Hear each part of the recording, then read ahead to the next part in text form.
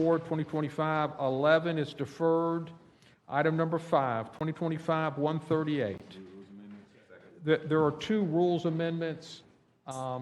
If you turn your page, they're outlined there. I was told we need to take them up individually. Mr. Chair, what you can do is you can take them up individually, and I believe Councilmember Diamond will have an additional amendment that he would like to offer, in which case at the end, if you want to roll them all into one finance amendment, we can do that. Well, let's take them up one at a time.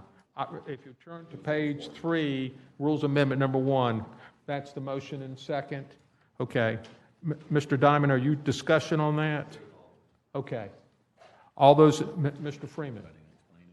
Oh, I'm sorry, please. I apologize. Mr. Peterson. Through the chair of the committee, Rules Amendment number 1 is to provide an exception for Shands Jacksonville Medical Center.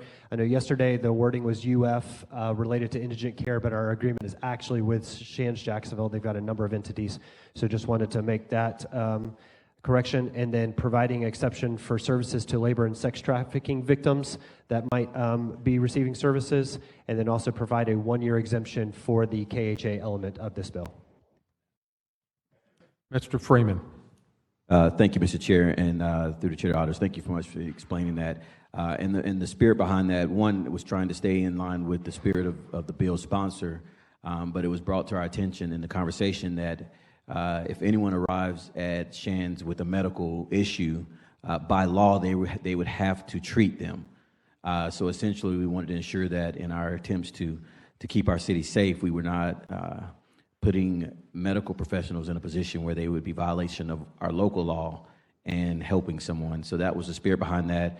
I do want to thank, through the chair, to Councilman Diamond, proposing the 1 year for kids. It kind of gives us a little more time to process all of that. So I just wanted to put that out there. And then the sex trafficking was something that even Councilman Diamond said that he was shocked he missed it, and I am too, because he normally catches everything and dots all the I's and crosses all the T's. But I think it makes this bill stronger, makes it better. And again, I appreciate him putting this forward. President White. Yes, sir. Thank you, Dr. Salem, through the chair. Just to maybe a question to the attorney.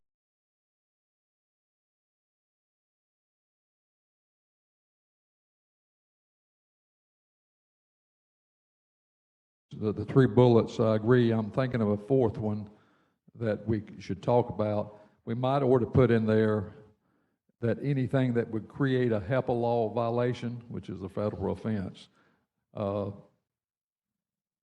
they couldn't report on that anyway, and I don't know if we need to put that in there or not. Yeah, I'd say,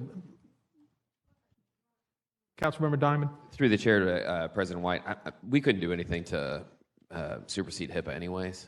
And so if it gives you comfort, we can add it. There's no harm saying, and we won't ask anybody to violate HIPAA. I mean, that's fine with me. No, I'm just don't know if it gives us more protection with these registered things. And it don't matter to me. It's just threw it out there. Yeah, I'm trying to think where if you. I mean, anything medical, you can't give information on anything that's medical. It's probably covered in 1, 2, or 3. I just threw it out there in case you wanted to talk about it. I just can't see where HIPAA information would come up in a restriction on funds. In my mind, I'm good with that. Before Tuesday, we could think about if there's any implication for HIPAA and make sure we can catch it. Thank you. Through the chair, just to add to that, there's nothing about the legislation that requires a reporting on individuals' medical information. So we're not asking to gather that information. We're asking for reporting on other aspects, but not on medical services. Mr. Diamond, you're in the queue on the bill. Okay. All those in favor of Rules Amendment number 1, please indicate by saying aye. Aye. All those opposed, please say nay. Amendment number 1 passes. I have a motion and second on Rules Amendment number 2. Mr. Peterson. Through the chair of the committee, Rules Amendment number 2 is just inserting the word knowingly so that a recipient of cultural service grant funds shall be prohibited from knowingly using any city funds to provide services to unauthorized aliens. Okay. I have no one in the queue. All those in favor of Rules Amendment number 2, please indicate by saying aye. Aye. All those opposed, please say nay. Rules Amendment number 2 passes. Mr. Chair, while Mr. Diamond is, he's distracted at the moment, his intent was to offer an amendment in line with Rules Amendment Number 2 to add the word knowingly to all other instances where we're referencing the use of city funds, and Mr. Diamond, I believe, is now available to address that. Okay. Motion and a second on using the word knowingly. All those in favor, please indicate by saying aye. All those opposed, please say nay. Motion passes. Okay. Oh, that was your amendment that you wanted to. Okay. Let's roll them all into one amendment. I have a motion and a second on the bill as amended. Mr. Diamond? I'll be quick, Mr. Chair, because frankly, I think we've got more than 10 votes to pass this, so we'll head on to Tuesday, and this will become the law for the city of Jacksonville. I did want to address it briefly because people are listening to this, and I know the message is going out in Jacksonville that this bill is moving. So it was filed about 2 months ago. People have had plenty of time to read it, to ask OGC questions and all the rest, so hopefully those questions have been answered. But I do want to make sure that the proper frame is out there. Because, I feel like the council is being unfairly attacked, saying, hey, this is mean, this is cruel, we're targeting. No, we did not create this situation. The federal government, by opening the border, created this situation, not just for Jacksonville, but for every city and state in the country. Some hit more than others. And so this bill is a response to a very uncomfortable position that bad federal policy put us in. That's what made it a local issue for us to deal with. So that's one issue. Two, we have to do this, otherwise we send out the message that Jacksonville is a sanctuary city. Right? And that's as cruel as anything else, because the message that you can just come to Jacksonville or any place in America and just get stuff for free is going to entice people to put themselves and their families in a bad spot. And that's why we're here today, because we sent the wrong message, because we did not follow federal law. The amendments are all passed, so I think we've taken some of the unintended consequences out of the bill. Candidly, I did not think about a sex trafficked person being here in the country illegally. Happy to make sure that they get assistance. That's not their fault. Glad we fixed that. Appreciate my friend, Councilman Freeman, cleaning up the bill so that we get that piece done. But at the end of the day, the people of Jacksonville voted for this policy because they did not like what they were seeing, not just here in Jacksonville, but across the country. And so I'm excited to see this pass because it sends a message that this is not what we want in Jacksonville. Thank you. Mr. Lahnen. Thank you, Chair, and I'll be supporting this, but one idea for another possible amendment to Councilmember Diamond, you require, I think it's 3 separate reports. I was wondering if I could fit in one I've long requested for, because I think they're going to have to go through this as part of this, but just total nonprofit spend, period. And I think this would be what the first or the current budget would be. So my amendment for discussion right now would be also a report of all fiscal year 24-25 nonprofit spend contained within the budget. I have a motion and a second on the Lahnen amendment. Does everyone understand it? Okay. All those in favor, please indicate by saying aye. Aye. All those opposed, please say nay. Please. So, do we need a new motion? We have a motion and a second on the bill as amended. I wanted to make a quick comment. This issue reminds me of the issue we have with our homeless population.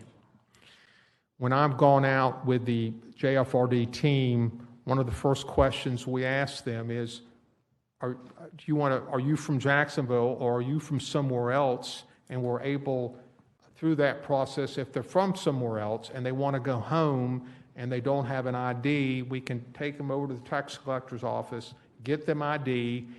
And I see Sherry Hall waving out there because she was there when I went over. And get them an ID if they are a citizen or have some legal status, and then we can put them on a bus and get them home. Personally, I have no issue with taking care of the homeless population that's from Jacksonville. I want to help our own.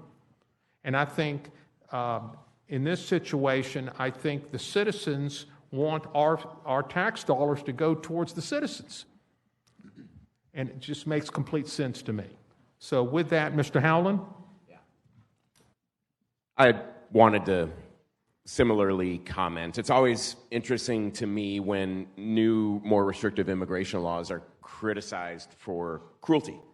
You often hear the progressive side of our country idolize certain countries like Scandinavian countries. And what's interesting is all of them have more severe immigration penalties, including detain and deport. And they do that for various reasons, not to be cruel, but to make sure that the interests of their own citizens and their own lawful immigrants are taken into consideration, to make sure that there's a cancer treatment for one of their citizens or their lawful immigrants needs that cancer treatment, that there is a hospital bed for one of their citizens or their lawful immigrants when they need that hospital bed, that there's a desk in a classroom for one of their citizens or lawful immigrants when they need that desk in a classroom.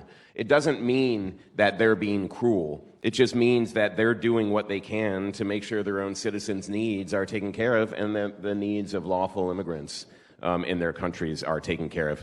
All that said, what is common in many of those countries with more severe immigration laws is that they ensure indigent, emergency, and urgent care of anyone in their country is taken care of. And so that's why I really do admire Councilman Freeman's amendment yesterday, which does make this law more consistent with those and more palatable, and I'll be supporting it today. Thank you.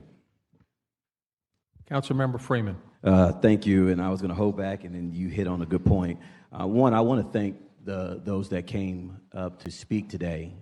Their voices were definitely heard, and you can hear their passion. But there's a saying up here, and you're going to hear it again next budget cycle, and I've heard it every year, that budgets are all about priorities. Well, today, what you're hearing in this discussion is that this body is no different, and our priority are our citizens. And I believe that that's what this bill is showing. We can be sympathetic to the concerns that were raised, that folks brought to us. But as I shared yesterday, as long as they're babies that have been born in Jacksonville, or families have been raised here, they're going to bed hungry. They're facing challenges every day.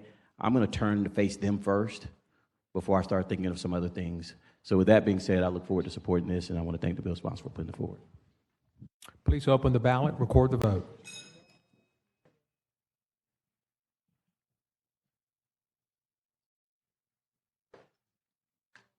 5 yeas, 0 nays.